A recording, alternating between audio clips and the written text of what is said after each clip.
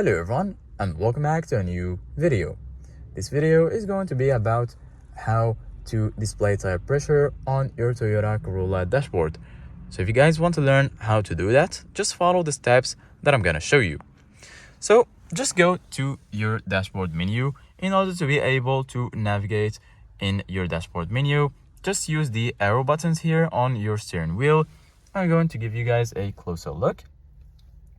Basically guys, this option is not shown here in the dashboard. It's automatic. When you need to adjust the pressure, it's gonna be shown here on the left side of your dashboard.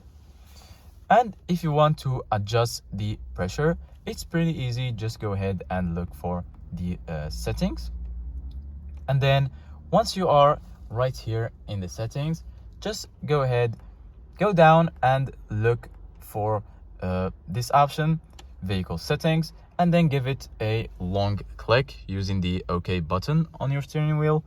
Give it a long click, and then here, as you can see guys, you're gonna find the tire pressure settings.